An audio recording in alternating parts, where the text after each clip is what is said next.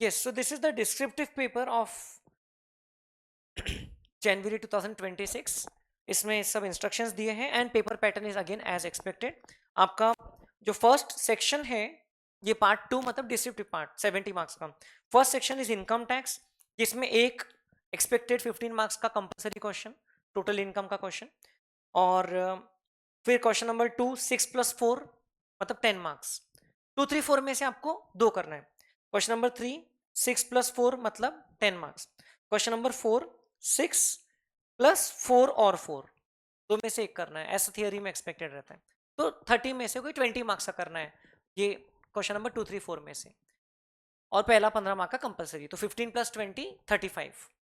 GST में भी similar ही है as expected. Question number 5 is compulsory. Question number 5 फिर भी एक बार आपके एग्जाम में जरूर पढ़ लेना. हाँ, यहाँ लिखा ही है question number 5 is compulsory any 2 from 6 to 8 लिखा ही रहता है.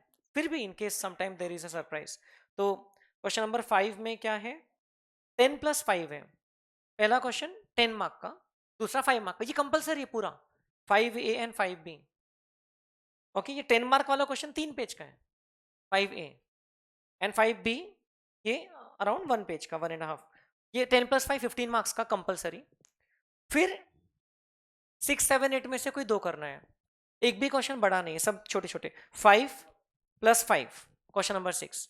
Question number 7 5+5. क्वेश्चन नंबर 8 5+5 और 5. 2 + 3 5 होता है. या तो ये कर लो, थियरी में आपको ऑप्शन मिल गया. ठीक है. So we will start with question number 5 of GST. देखिए ध्यान से. TTY private limited registered supplier in Bengaluru, इतना बड़ा क्वेश्चन है, तो सबसे पहले ये देखना चाहिए कि चाहते क्या है. Because the question ends here.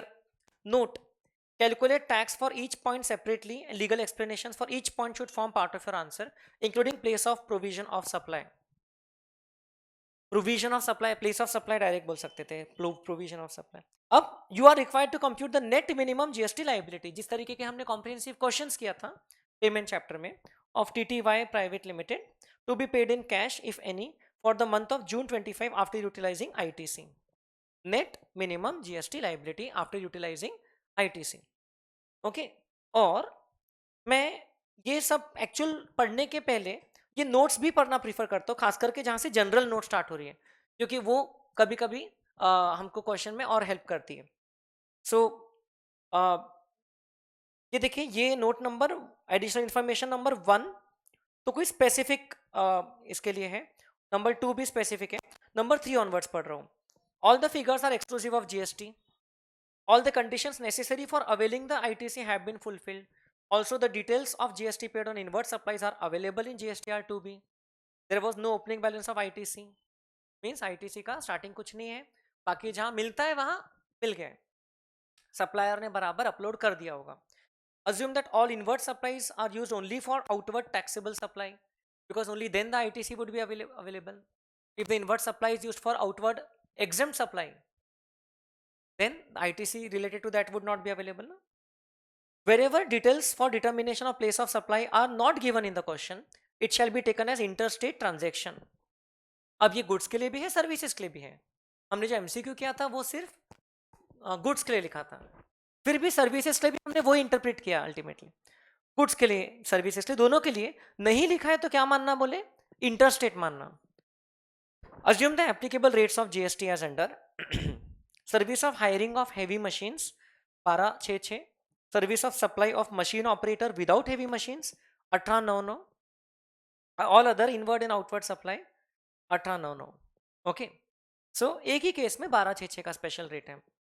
अब हम लोग पढ़ते हैं. सबसे पहले आपको पहले 5 पॉइंट्स आउटवर्ड ट्रांजेक्शन्स में लिखी हुई है, और उसके बाद में 2 पॉइंट इनवर्ड के लिखे हुए हैं, एंड देन 2 और एडिशनल इंफॉर्मेशन के पॉइंट्स हैं. 5+2+2 टोटली 9 पॉइंट्स पे हमको सोचना है और हमारा कैलकुलेशंस करना है. अब इसमें एग्जेम्पशन चैप्टर भी अप्लाई हो सकता है, रिवर्स चार्ज भी अप्लाई हो सकता है, आईटीसी भी अप्लाई हो सकता है, वैल्यूएशन भी अप्लाई हो सकता है. आप लोग ने जितनी सारी चीजें पढ़े, और ऑब्वियसली पेमेंट चैप्टर में जो सेट ऑफ करने का जो टेक्निक दिया है वो तो अप्लाई होगा ही होगा. तो we will start with the first one. TTY Private Limited, a registered supplier in Bengaluru, has provided the following information of supply received or made during the month of June 25. Outward वाले received है कि made है, ये made है. Supplies made, inward वाले supply received. पहले क्या पढ़ना चाहते हो सीक्वेंस में? Very good. Supply of taxable goods to mister Sudhir of Hubli Karnataka, registered under composition scheme in the state of Karnataka. हमने कर्नाटका वाली पार्टी को बैंगलोर से ही वहीं पर सप्लाई किया, बैंगलोर तो कर्नाटका में ही होता है, जनरल नॉलेज है। तो देयरफॉर सीजीएसटी एसजीएसटी लगेगा? क्यों नहीं लगेगा? कंपोजिशन स्कीम वाले को सप्लाई की, इसलिए नहीं लगेगा। Very good. लगेगा नहीं लगेगा? लगेगा ना बेटा। अपन रजिस्टर्ड है, सामने वाला कंपोजिशन में है, उसका हाथ कटा हुआ है, वो आईटीसी नहीं ले सकता।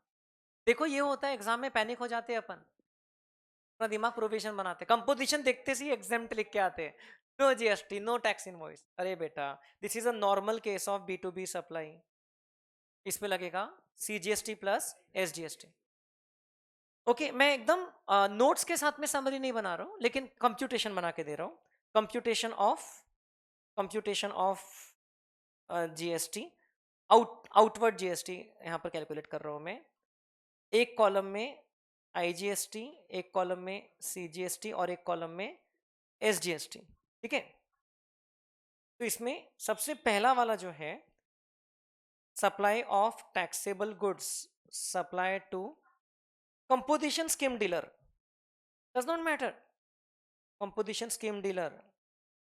आप एक कॉलम में वैल्यू भी लिख सकते हो, it's a B to B supply, again does not matter B to B है कि बी टू सी है।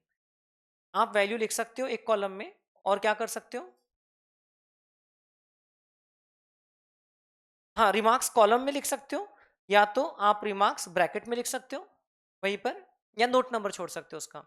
This is definitely taxable, so value ₹4 lakh, this is taxable. Okay, just be careful कि कोई उसके बारे में कोई स्पेशल नोट आगे तो नहीं छूट गई, इसलिए मैंने नोट्स थर्ड ऑनवर्ड्स तो पूरे पढ़ लिया था। इनकेस कुछ रहा तो चेंज करना पड़ेगा। अभी अज्यूमिंग कि कुछ नहीं, तो 4 लाख पे कौन सा जीएसटी लगेगा बताओ? 9%। CGST SGST 36,000 each. These are GST liability outward supply पे, बराबर। Then hiring receipts for supply of industrial heavy machines along with the supply of machine operators 9 lakh rupees. Out of 9 lakh rupees, value of 2.25 lakh belongs to supply of operators but not separately charged. Okay, operators का supply का value उसमें से 2,25,000 है, but अलग से charge नहीं किया है, कंसोलिडेटेड बिल चार्ज किया है 9 लाख रुपए का for the supply of machines, hiring पे दिया। As per the policy of the industry, not the company itself, the industry itself, these machines are always hired out along with operators, and operators are also supplied only when machines hired out with single price, मतलब machine operator के साथ ही करते हैं, and operators are also supplied only when machines are hired out with a single price, means operators का अलग से supply करते ही नहीं, ऑपरेटर्स प्रोवाइड नहीं करते। तो कौन सा सप्लाई है? Composite supply. Very happy, this is a case of a composite supply. Even though यहां पर सिंगल प्राइस चार्ज है, इवन दो एलिमेंट्स है, but they again yes they are supplied in conjunction with each other, but here one is principal, one of such supply is principal, and we can say that the other is ancillary. They are bundled in the ordinary course of business, natural course of business, पढ़ा था ना हम लोगों ने, naturally bundled in the ordinary course of business, so it will be a case of composite supply. Therefore as per section 8 हम लोग ने जो पढ़ा था, it will be treated as the supply of that element which is the principal supply, not which attracts the highest rate of tax. Highest rate mixed में लगता है बेटा, तो इसमें प्रिंसिपल सप्लाई वाला रेट लगेगा। अब जरा देखो प्रिंसिपल सप्लाई कौन सा है यहाँ पर, मशीनरी हायरिंग, और उसका रेट है 1266, है ना बेटा। और आपको ये नहीं लिखा है कि ये मशीन कहाँ सप्लाई किया, तो क्या मानेंगे? इंटरस्टेट, क्योंकि वो जनरल इंफॉर्मेशन में लिखा था। Very good. So hiring of machine में हायरिंग ऑफ ऑपरेटर को अलग नहीं करेंगे, पूरे 9 लाख रुपए पे 12% से आईजीएसटी लगाएंगे, because we are assuming it is a composite supply, the rate of principal supply shall apply, बराबर है। टेंशन तो नहीं आ रहा है? बोलो बेटा, 9 लाख का 12%, 1,08,000। देन चलो, ये आप लोग ने बिल्कुल सही पकड़ा, देखो इंफॉर्मेशन सफिशिएंटली दी थी। Then renting of dumpers including driver given for transport of minerals within the mining area in Jharkhand for a period of 18 months to Vanshika Builders registered in the state of Bihar। तो यहां place of supply से related कुछ information दिया है। हम बेंगलुरु कर्नाटका के हैं, हमने वंशिका बिल्डर्स को डंपर्स रेंट पे दिया। पहली बात तो एग्जेम्पशन वगैरह कुछ है क्या इसमें? एग्जेम्पशन में पढ़ा नहीं है क्या? कुछ नहीं पढ़ा है? ओके।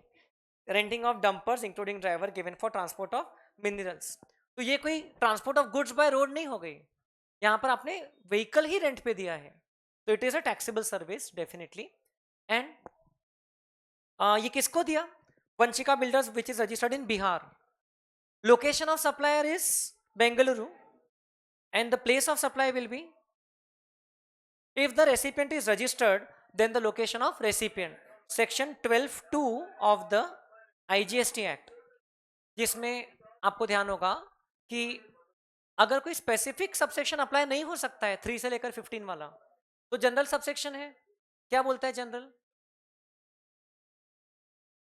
कि if the recipient is registered, if the B2B supply, then the location of recipient, if not, then the address on record exists till location of such address on record of recipient, if it does not exist, then the location of supplier।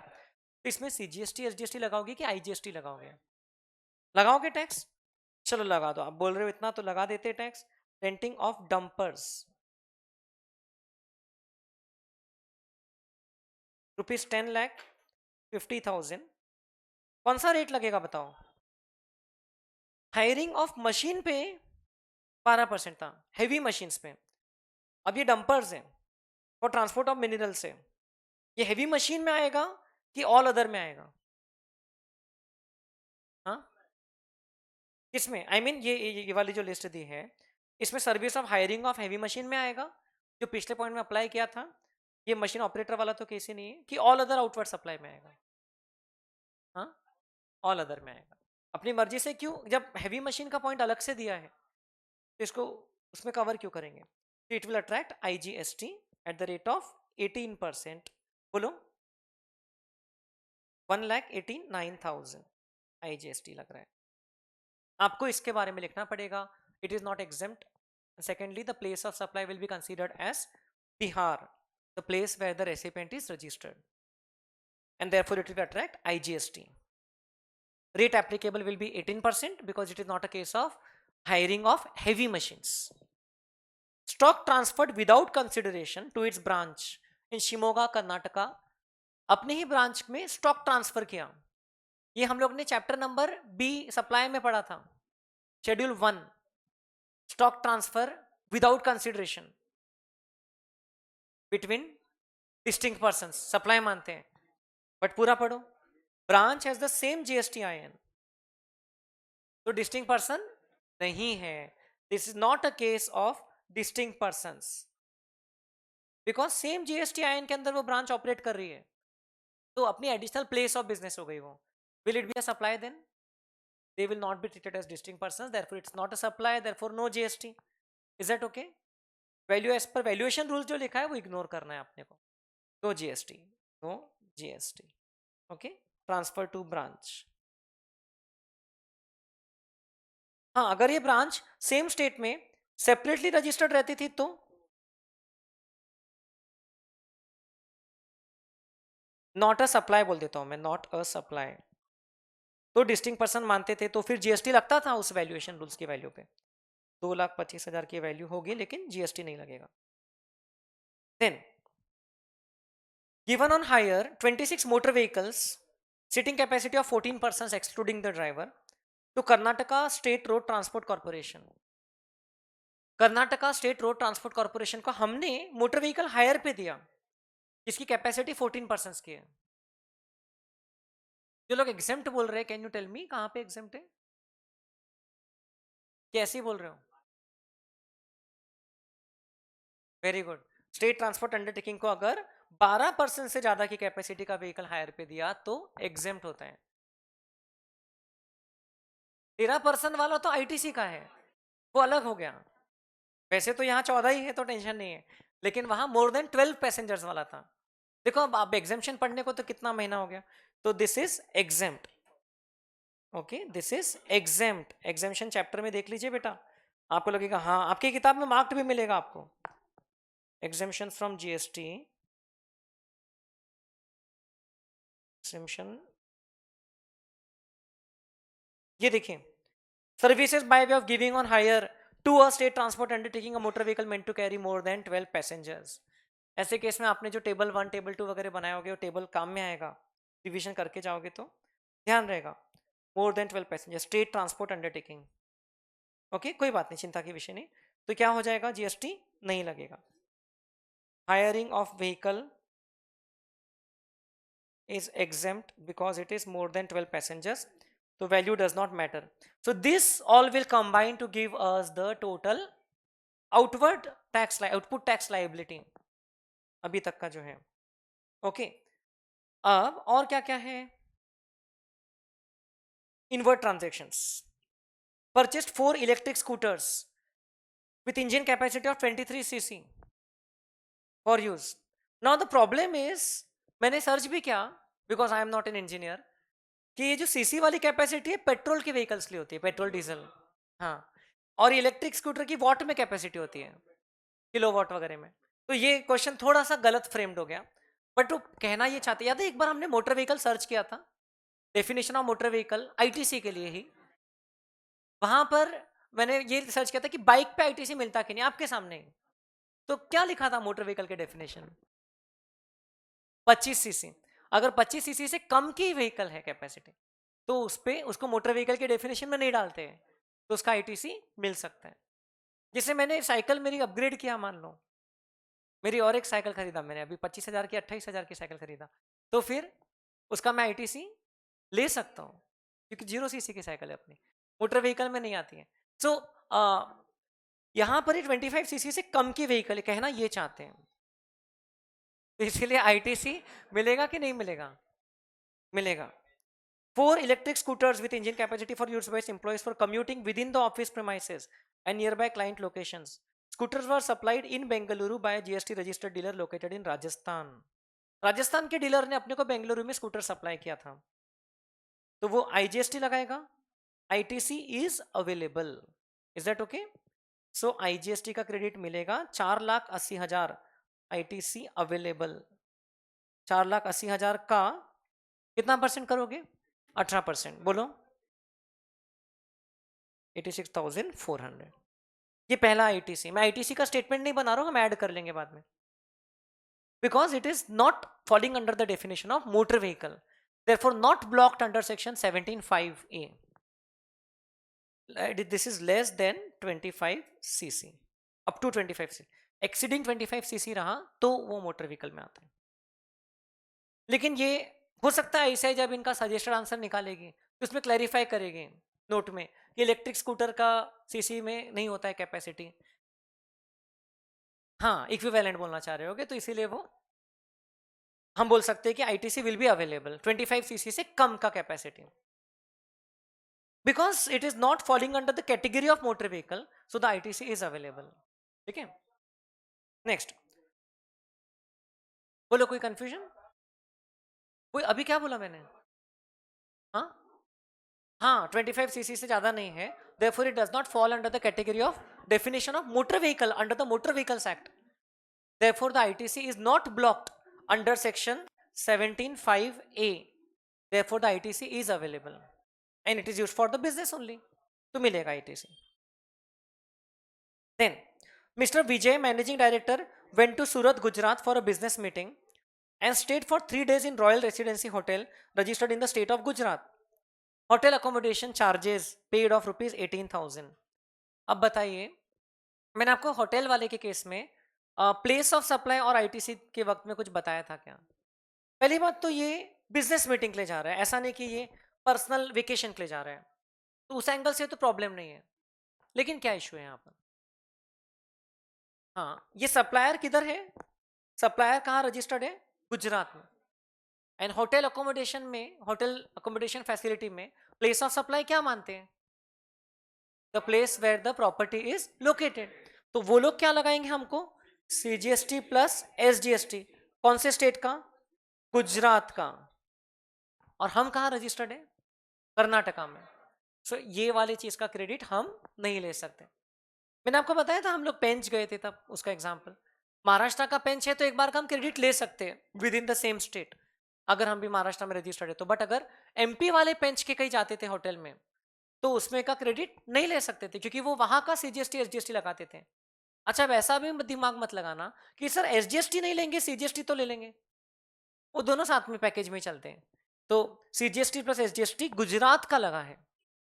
Okay, so therefore ITC is not available to us because the place of supply will be Gujarat and the location of supplier will also be Gujarat.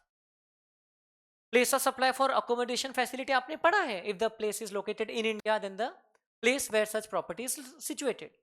तो therefore location or the intended location of the property है ना, section number 12(3) of the IGST act. तो place of supply भी गुजरात है, supplier का भी registration Gujarat में है, तो हमको जीएसटी सीजीएसटी प्लस एसजीएसटी लगाएगा, जिसका हम क्रेडिट नहीं ले सकते because we don't have a registration in Gujarat.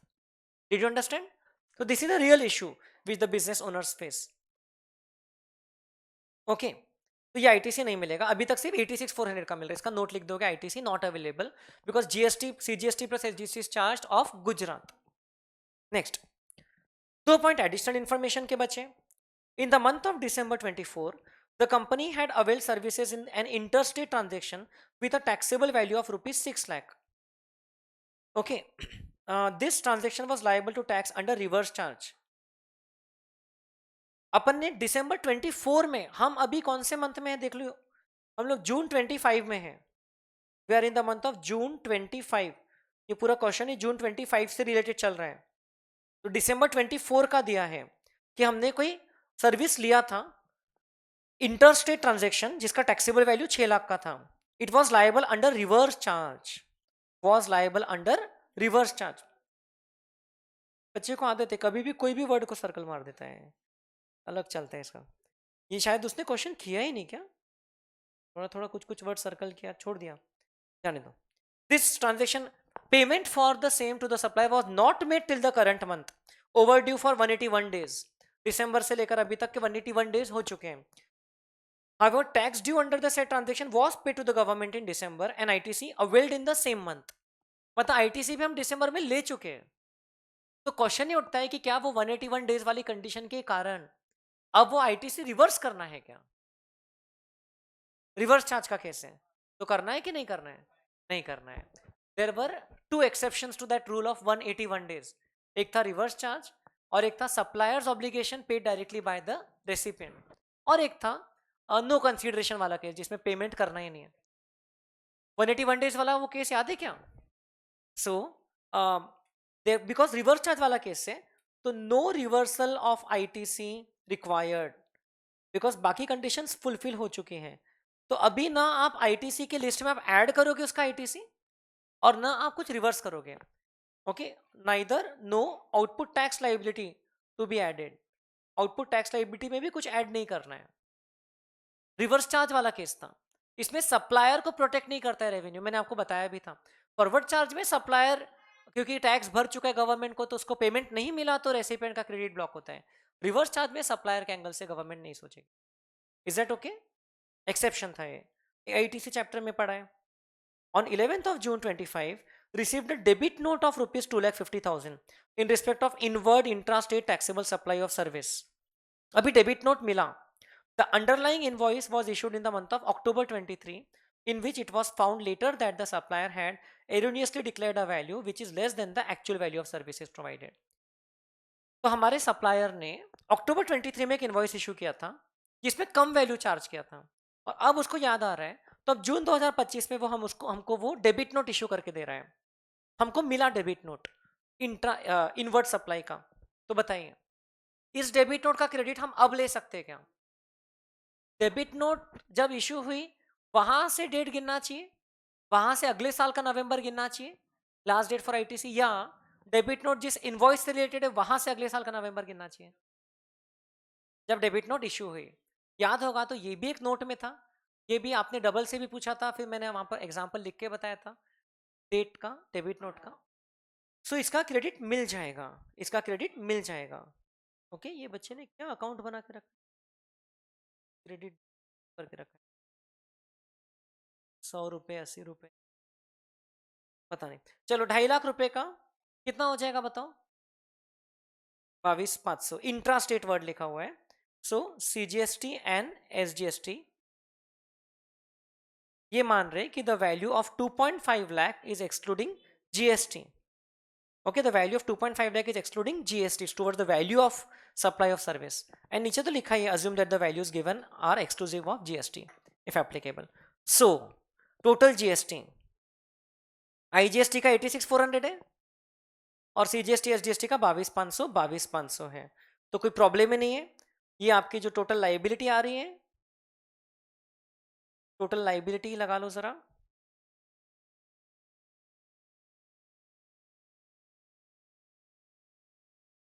हाँ हाँ, उसके बारे में नोट लिखना पड़ेगा कि because it is a case of reverse charge, so there is no requirement for reversing the ITC which was already taken earlier and neither any liability to be added.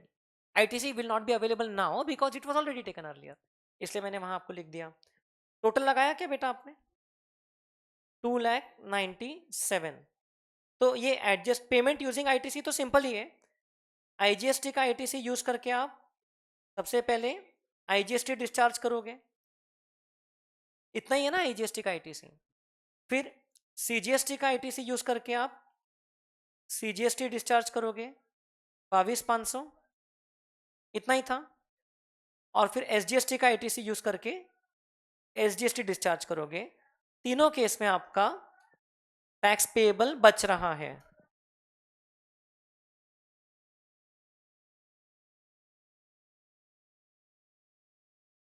इतना आपका net GST liability to be paid by cash आ गया। बोलो कितना, 2,10,600 net GST liability to be paid by cash. इसके बारे में भी नोट लिखना पड़ेगा। First IGST credit is to be utilised and that too first against IGST liability. Now IGST credit is exhausted, CGST credit can be utilised first against CGST liability and then SGST credit can be utilized first against SGST liability. बोलो समझा क्या? इतना depth में 10 marks का question solve किया जाएगा एक एक चीज का ध्यान रखते हुए। ठीक है, हियर और देयर कोई एक आधी पॉइंट में आपका अजम्पशन या आंसर गलत हो जाएगा तो थोड़ा सा गलत आएगा फाइनल आंसर, लेकिन 10 में से 7 to 8 तो स्कोर करते आना चाहिए अपने को। फाइनल आंसर पे क्या 2 मार्क कटेगा, क्योंकि अगर आपका स्टेप में कुछ गलती हुई तो, और वो स्टेप का मार्क कटेगा, लेकिन फिर भी मोर देन हाफ मार्क्स मिलना चाहिए टोटल वाले क्वेश्चन में। तो this was question number 5A। बोलो जमा। कोई डाउट है किसी को कि सर ऐसा हो सकता था वैसा हो सकता था, ऐसा कुछ लग रहा है किसी को तो बताइए। नेक्स्ट है ये क्वेश्चन आपको देखा देखा सा लगेगा। Compute the taxable value of supply as per the provisions of the GST laws, considering that the price is the sole consideration for the supply and both parties are unrelated to each other. Correct legal provision for each item should form part of your answer. यही question मैं आपको book में देता हूँ ना, तो ये around half page में दिखता है अपने अपने नोट्स में फॉन्ट साइज के कारण। यहाँ पर ये 1 पेज से ज्यादा दिखता है, वैसे दिखने को बड़ा दिखता है। कुछ नहीं, वैल्यू ऑफ सप्लाई का क्वेश्चन है। बताइए। Messrs FRY Limited, registered in the state of Rajasthan, sold one machine to BGC Limited, registered in the state of Rajasthan. GST नहीं निकालना है। GST 6% is chargeable on the machine, but the contract price given is exclusive of taxes and discount. Following amounts have been charged from Messrs BGC के ऊपर BGC लिखा है, नीचे BCG लिखा है, तो माफ कर दो, गलती हो गई। Okay, in addition to the contract price वही होगा, है ना, गलती से वो दूसरा नाम लिखने में आ गया होगा। बताइए क्या हो जाएगा इसमें। We will start with the contract price, we will start with the given contract price. इसको तो इंक्लूड करेंगे ही हम लोग, 8,50,000। Obviously while computing the value under section 15 GST is not to be included, इसलिए मैं उस पर 6% या 12% ऐड करके इंक्लूड नहीं कर रहा हूं। लेकिन following amounts have been charged in addition to the contract price ये चार्ज किया है TOEIS सेक्शन 15 टू ABCDE। तो E मतलब 15 टू C क्या बोलता है? Incidental expenses, outward freight charges 42,000 charge किया। Contract was to deliver the machine at BCGC limited factory. FOR contract हम आपको पहुंचा के देंगे बट उसके लिए इतना ट्रांसपोर्टेशन भी एक्स्ट्रा लगा रहे हैं। Will it B includable? Yes, plus freight charges it will be includable definitely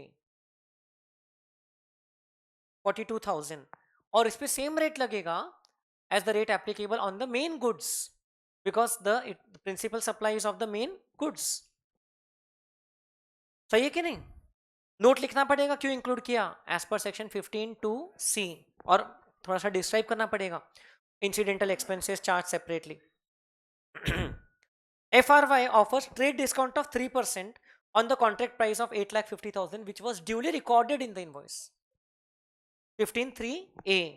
तो डिस्काउंट माइनस होता है एज पर सेक्शन 15(3)(a अगर प्रॉपरली आपने इनवॉइस के हिसाब से किया तो। मैं सिर्फ सेक्शन नंबर लिखा हूं लेकिन आपको प्रॉपर कैलकुलेट करना है, ये प्रॉपर डिस्क्रिप्शन लिखना है। बोलो 8.5 लाख का 3%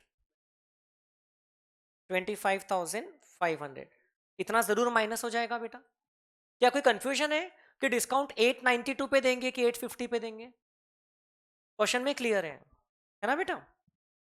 Messrs FRY Limited normally gives an interest-free credit period of 15 days for payment from the date of issue of invoice, failing which the interest at 1.5% per month or part thereof shall be charged।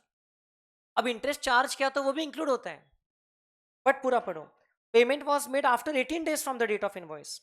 However, FRY Limited waived the interest payable, waived off the interest। ऐसा question किया था हमने, वो कृष्णा वाला question एक था जिसमें interest wave of हो गया था, है ना? कृष्णा लिमिटेड, बलराम लिमिटेड, एक क्वेश्चन था अनसॉल्व वाला क्लास में किया था। इंटरेस्ट अगर वेव ऑफ हो गया तो उसको कुछ नहीं करना है ना? इंटरेस्ट अदरवाइज ऐड होता था बट वेव्ड ऑफ है इसीलिए कुछ नहीं करना है, तो आपने नोट लिखना चाहिए।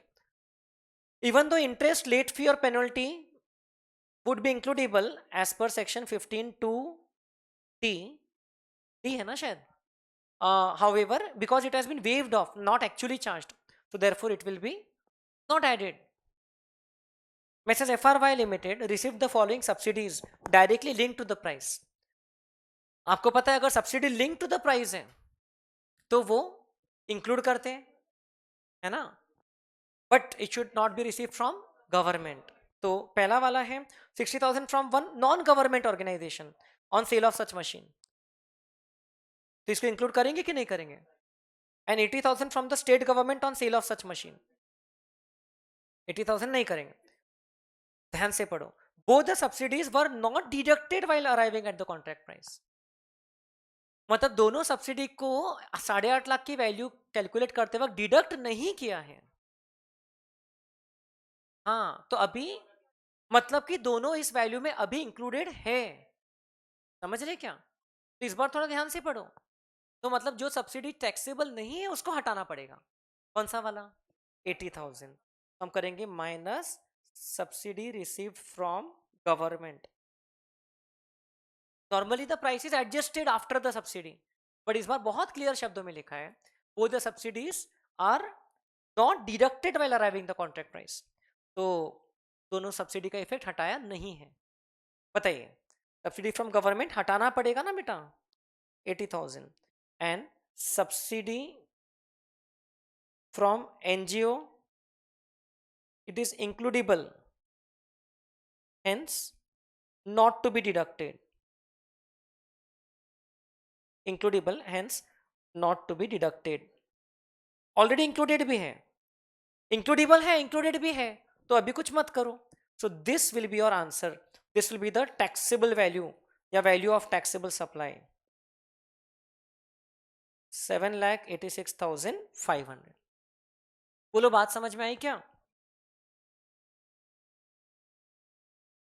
Purely based on the valuation chapter and this was much expected कि जो एक क्वेश्चन आता है कंपलसरी में वैल्यूएशन से आता है मोस्टली, आप देखोगे पास्ट पेपर्स भी। तो नोट्स के साथ में आंसर कंप्लीट होगा, ऐसे ये बिल्कुल अधूरा आंसर है, इसमें 2 मार्क भी नहीं मिलेंगे। बोलो, is it okay? Taxable value of supply done. Now question number 6A, only this much, ये क्वेश्चन है, क्या लिखा है? Mrs. ABC and company, an unregistered partnership firm having operations in Kerala, made a payment of advance amounting to 1,50,000 to Mrs. K. पूछा क्या है? Required to determine the time of supply. We are to determine the time of supply. Okay, बताइए. Made a payment of advance amounting to 1,50,000 to Messrs. K Transport, a goods transport agency, on 5th August. अच्छा, unregistered firm ने GTA को payment किया, ठीक है? तो क्या ये अनरजिस्टर्ड फर्म पे लाइबिलिटी आएगी कि जीटीए पे आएगी? जीटीए पे आएगी। जीटीए तो ऑप्ट कर सकता है ना, फर्म को तो रजिस्ट्रेशन लेना पड़ेगा अगर जीटीए ने फॉरवर्ड चार्ज ऑप्ट नहीं किया तो। नीचे देखो आपको लिखा है, पहला पेमेंट कब किया? 5th अगस्त को।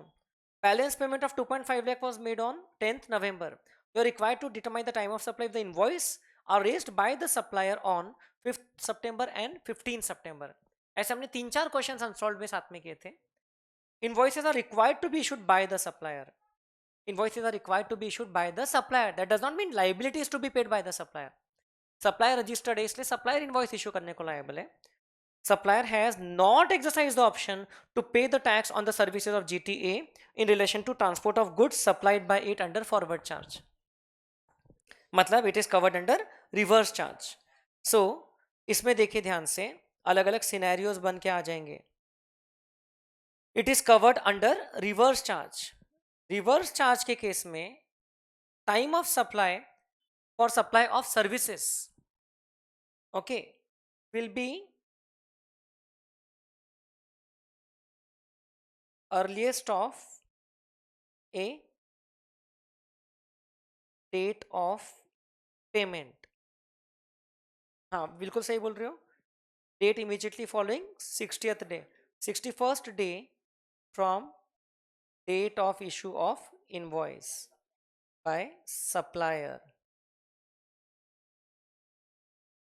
ये हम लोग ने पढ़ा है।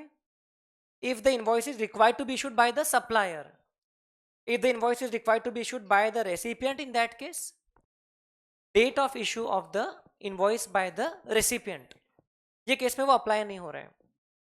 सो डेट ऑफ पेमेंट में 2 देखते हैं हम लोग, एक तो recorded in books of account and debited in bank account. आपको उसमें कुछ कंफ्यूजन नहीं दिया है इस क्वेश्चन में। पेमेंट क्या है लिखा है कब? 5 अगस्त को और 10 नवंबर को।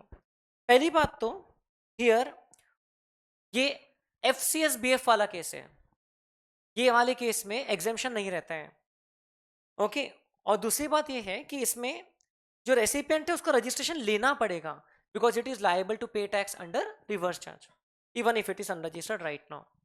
नाउ 2 अलग अलग केसेस बोल दिए। If the invoice is issued on 5th of September, तो भी कुछ पेमेंट तो एडवांस में हो गया, और बाकी का पेमेंट 10 नवंबर को हुआ है। तो यहां पे 61 डेज ऐड करके फिर 10 नवंबर से कंपेयर करेंगे, तो हम लोग 2 अलग अलग केसेस को सॉल्व करते हैं। So if invoice issued on क्या था 5th September and invoice issued on 15 September, ऐसे ही है ना। सो क्या करेंगे हम लोग? For the first part of the supply of part 1, time of supply अलग अलग हो सकता है। पहला ₹1.5 lakh paid on 5th August,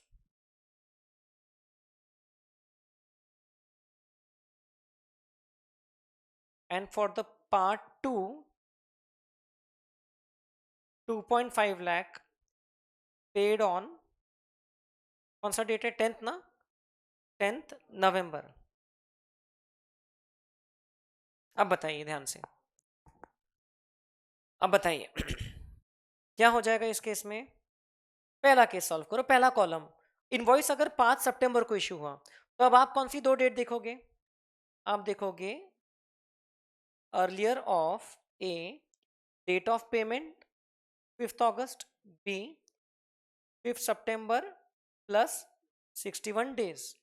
Therefore, time of supply will be 5th August. सही है? Because payment उसके भी पहले हो गई. Then for the part 2 payment, it will be earlier of A date of payment 10th November and B 5th September plus 61 days. जरा calculate करो.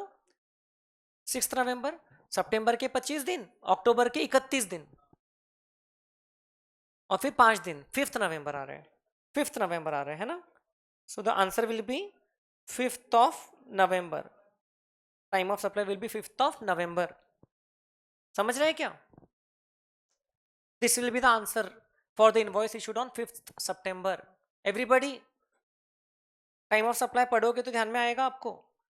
Time of supply chapter number ई कहाँ गया मेरी किताब में से? डिलीट हो गया? यहाँ से टाइम ऑफ सप्लाई गायब हो गया. चलो जाने दो. ये जो अपने क्लास के जो नोट्स थे वो देख लो. टाइम ऑफ सप्लाई ये वाला, if the invoice is to be issued by the supplier, ये देखा था हमने बराबर. ये कंपेयर कर रहे हैं हम लोग. ये दोनों की तो एक ही डेट दी है और ये. सो ये समझा क्या? Then if the invoice is issued on 15 September 25, then पहले वाले पार्ट में तो सेम रहेगा. Earlier of a 5th August, B 15 September plus 61 days. तो obviously time of supply will be 5th August.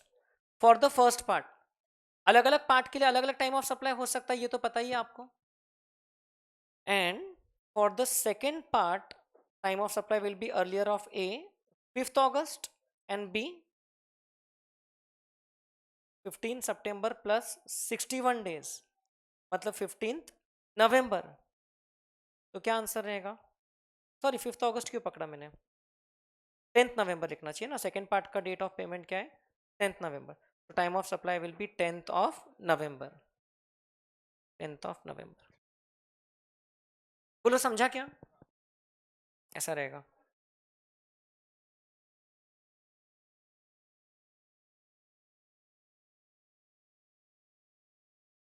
Chapter ही गायब हो गया.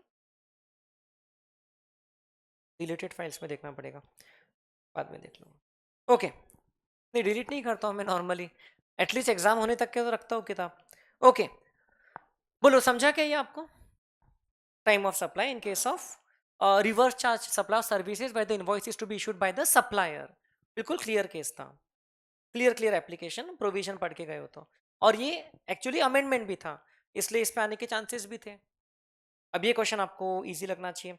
Required to compute the taxable value from the information given above assuming the rate of GST is 18%, brief reasons should form part of your answer.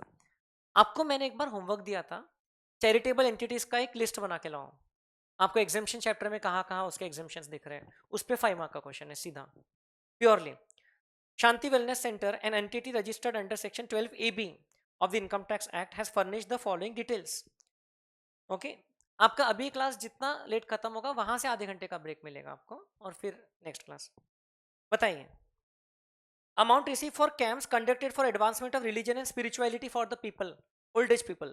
ऐसा क्यों लिखा है पता नहीं. For the people, old age people. बताइए क्या होगा?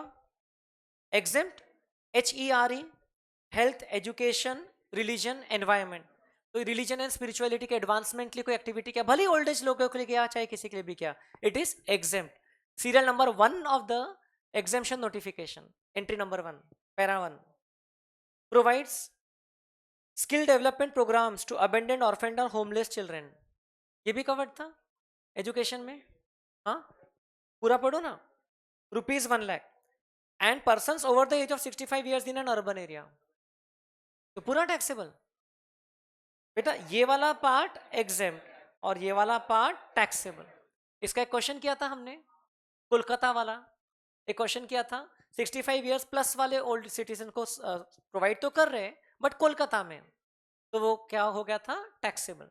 But as far as abandoned orphaned और होमलेस चिल्ड्रन का स्किल डेवलपमेंट प्रोग्राम है वो तो एग्जेम्प्ट है।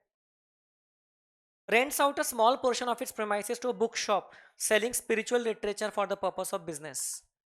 बुक शॉप को रेंट पे दिया, एक महीने का रेंट 12,000 रुपए, टैक्सेबल। क्यों?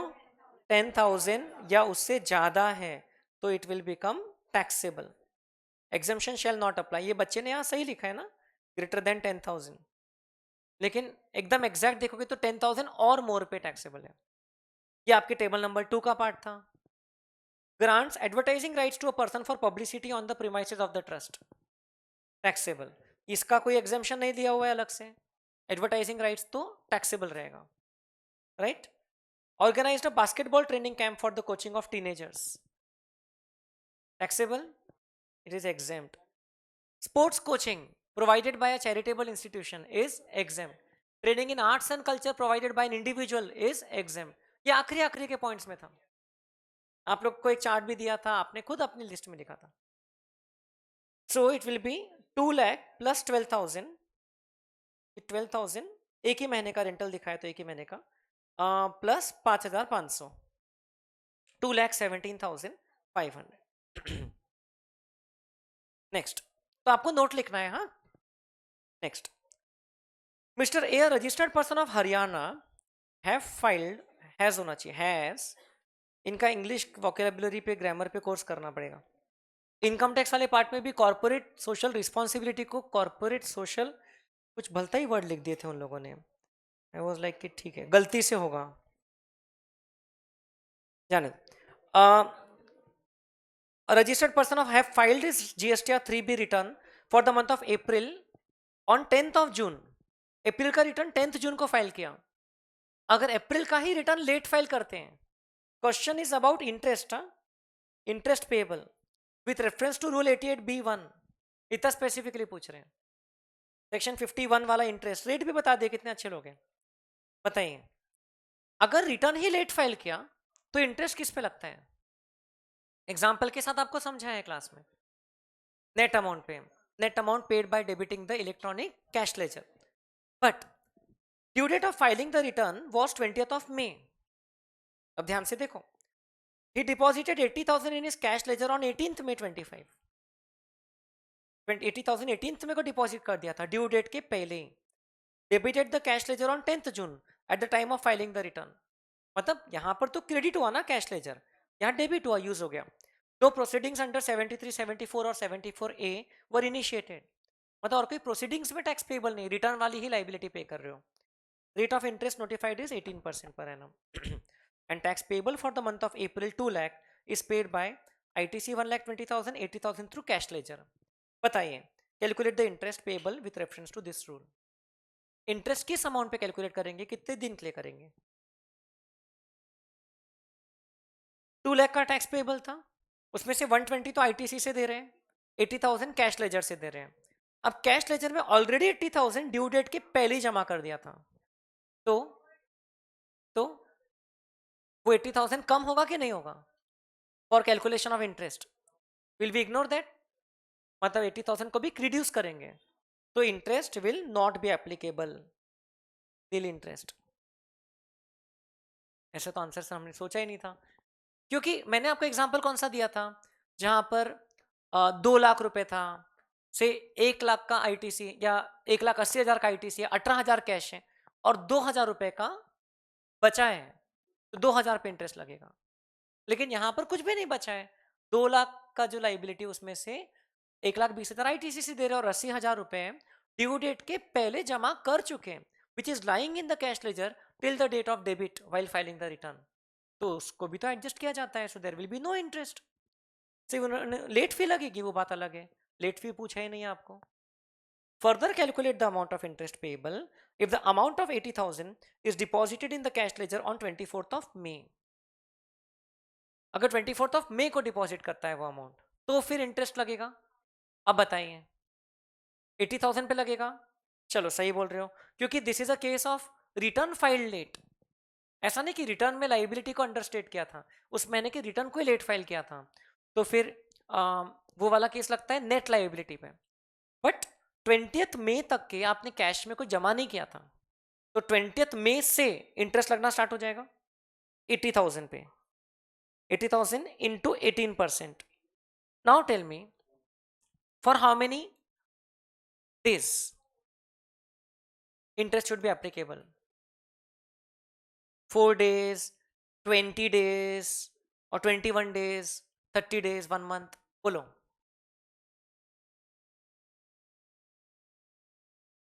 जब तक फाइल किया तब तक के, बिकॉज डेबिट कब हो रहा है? वो 10th जून को। कैश लेजर में जमा करने से अब आपका इंटरेस्ट लाइबिलिटी रुकेगा नहीं, आपको एक्चुअल लाइबिलिटी सेट ऑफ जब कर रहे हो तब तक लगेगा इंटरेस्ट। ओके, सो ये देख लीजिए, आपका पेमेंट चैप्टर में इंटरेस्ट लाइबिलिटी के बारे में आपको दिया था, रूल नंबर 88B।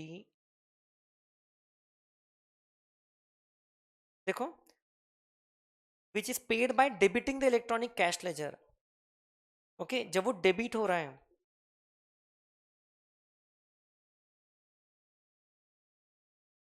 ये अंडर रिपोर्टिंग ऑफ लाइबिलिटी वाला केस ही नहीं है। Interest on taxes paid through the electronic cash laser, ये मान लेते हैं कि ये कब पे हो रहा है? जब आप डेबिट कर रहे हो। Okay, that portion which is debited net cash liability पे लगता है। सो 21 डेज आएगा, है कि नहीं? 20th मई से गिनो, मई के 11 दिन और जून के 10 दिन, 21 अपॉन 365, इतना आपको इंटरेस्ट लगेगा, 828 रुपीज। Is that okay? तो ये तो आपको पता था ना कि आईटीसी माइनस करते हैं, फिर कैश लेजर में भी जितना ड्यू डेट के पहले जमा कर दिया था वो माइनस करते हैं, बट ड्यू डेट के बाद जो किया उसको माइनस नहीं करते हैं। आपने 24th मई को जमा कर दिया तो 24th मई को ही फाइल कर देना चाहिए था रिटर्न। सो ऐसा मेरा इंटरप्रिटेशन है। Interest will be, cash ledger में जब डेबिट होता है तभी वो लाइबिलिटी पे ऑफ हुई है। Liability remains unpaid till the amount is debited from cash ledger and credited in the liability register. The liability remains unpaid. Is that okay? Next, explain in brief the provisions requiring issuance of e-invoice. Theory question. बताइए, e-invoice. Also list out the entities which are exempt from the issuing e-invoices.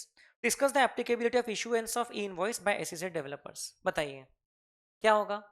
e-invoice के provisions बताओ, क्या क्या आपको ध्यान में आ रहे हैं, एक एक पॉइंट बताते जाओ।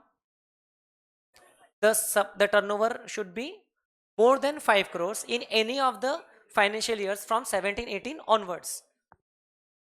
It is to be issued only for B2B supplies. Then the details are to be reported on invoice registration portal against which IRN is generated and a QR code is provided containing the details of IRN. बराबर है? ये issuance of e-invoice हो गया। Now who is liable to issue आपने बता भी दिया। Now who are the exceptions? exempt कौन कौन है e-invoice से? आपको इसका मैंने स्लाइड भी प्रोवाइड करके रखा है। कौन कौन exempt है बताओ। हाँ, bank, insurance company, very good.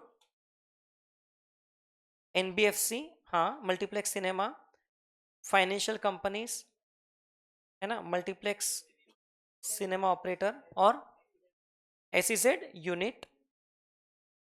Developer is liable. अगला क्वेश्चन वही पूछा है, discuss the applicability of E invoices by the developers is liable, SEZ unit is not liable. और कौन कौन एग्जेम्प्ट है ई इनवॉइस के रिक्वायरमेंट से?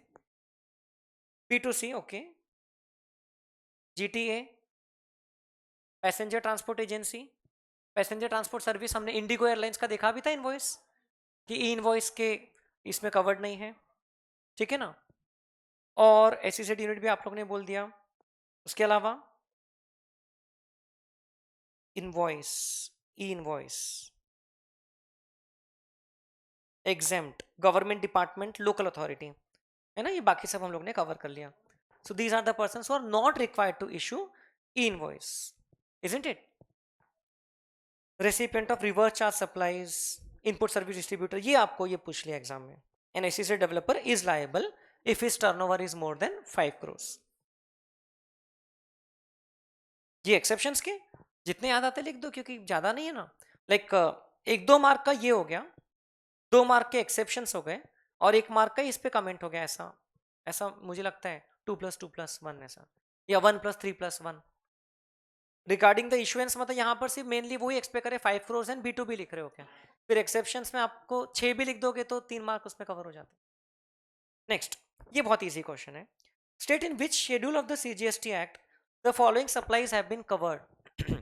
Also determine the category, that is supply of goods, services, deemed supply, in which they shall be classified. Services by any court or tribunal established under any law for the time being in force.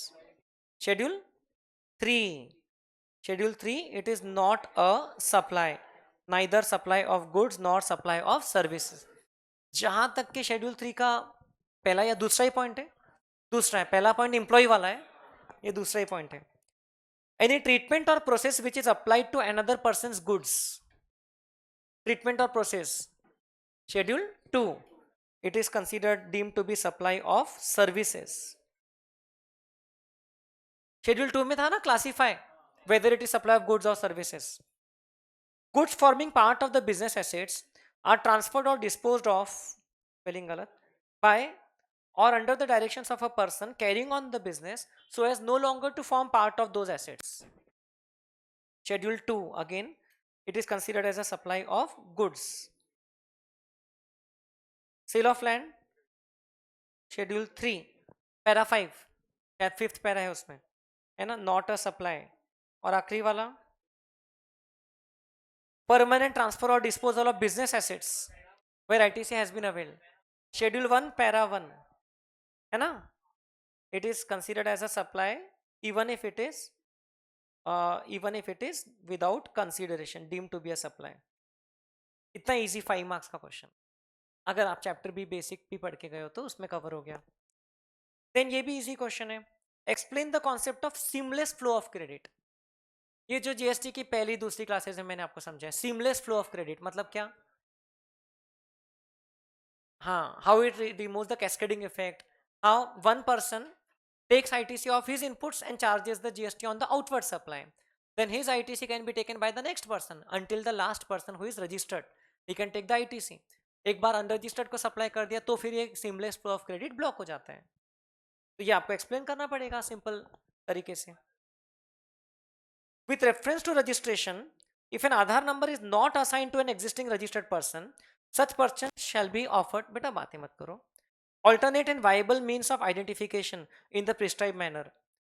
Discuss such means in brief as prescribed under rule number 10B of the CGST rules.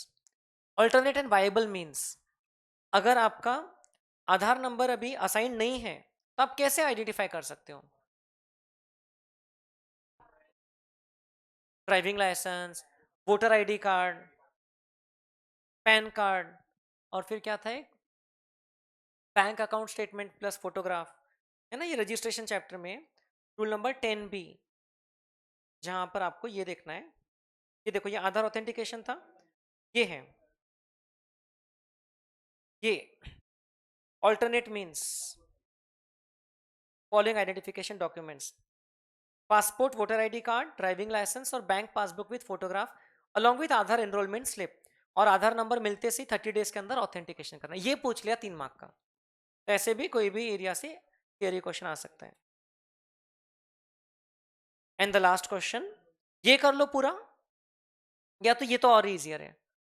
ये तो कितनी बार आ चुका है. देखो आपके invoice chapter में question, invoice chapter में first page बता रहा हूं आपको.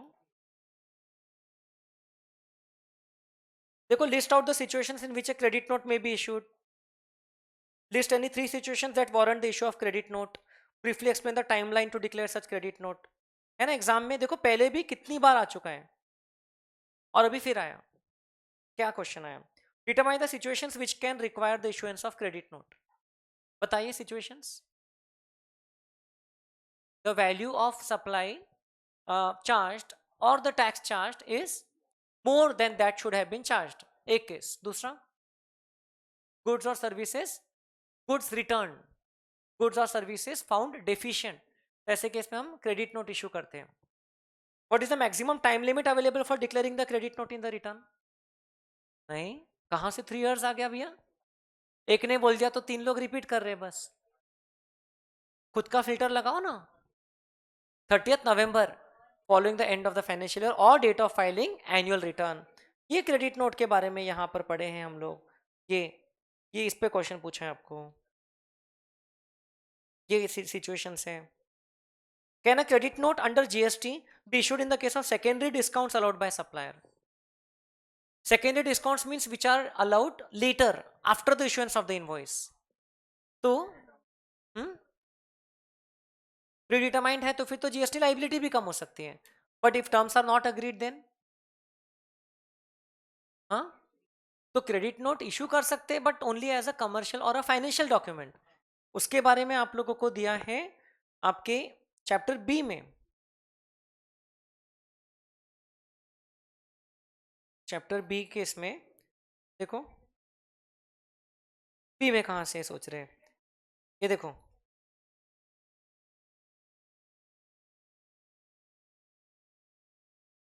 ये secondary discounts page number 21. Secondary discounts है ना. Credit notes are allowed. हम लोग ने यहां लिखा था ना, ये देखो पूरा सर्कुलर था बड़ा सा. Free samples and gifts 1+1 free, ये वाला इसमें आपको दिखा था कि क्रेडिट नोट इशू तो कर सकते हैं लेकिन फाइनेंशियल या कमर्शियल क्रेडिट नोट इशू कर सकते हैं even if the conditions of 15(3)(b) are not satisfied. Credit note can be issued as a commercial transaction between the two parties. एक पोस्ट सप्लाई डिस्काउंट का भी एक सर्कुलर आपके इसमें इंसर्ट हुआ है ना, time of value of supply में. Secondary discounts are not excluded from the value of supply. So this is the paper. अब आप आपके असेसमेंट से बताइए जीएसटी के 50 मार्क्स में से आपको कितने मिल रहे हैं. बताइए, आंकड़ा तो बताइए. जीएसटी के 50 मार्क्स में से एमसीक्यू प्लस डिस्क्रिप्टिव मिला के पूछ रहा हूं. 50 में से अभी ये स्टेज पे अगर 30 के आसपास भी मिल रहे हैं तो बहुत अच्छा स्टेज है ना अभी. बिकॉज आप तो एग्जाम तक इतनी बार रिवाइज करके जाओगे और इनकम टैक्स भी रहेगा और ऐड करने के लिए, तो you will pass the examination. और रिवीजन करोगे तो क्या कोई क्वेश्चन बहुत भारी लगे कि जो पढ़ी आते ही नहीं थे, बिल्कुल पढ़े ही नहीं ऐसी चीज के. थियरी क्वेश्चंस तो करना ही पड़ेगा जीएसटी में, है ना. क्योंकि क्लास में पढ़ लिया दैट इज नॉट सफिशिएंट. उसमें भी 8A वाला तो बहुत इजी आ गया. एक शेड्यूल 1, शेड्यूल 2, शेड्यूल 3. थियरी तो एक्सपेक्टेड ही है जीएसटी के पेपर में. So that's it. मेरे ख्याल से तो सारे चैप्टर से क्वेश्चंस आए हैं हियर और there. I am not able to identify कि कोई चैप्टर है जिससे क्वेश्चंस आए नहीं है, इतना सोचा नहीं मैंने. बट ऑब्वियसली हर चीज नहीं पूछ सकते. जैसे कंपोजिशन सप्लाई नहीं पूछा, बहुत सारी चीजों पे डिटेल में नहीं पूछा. चलिए, so I will meet you then later. Thank you.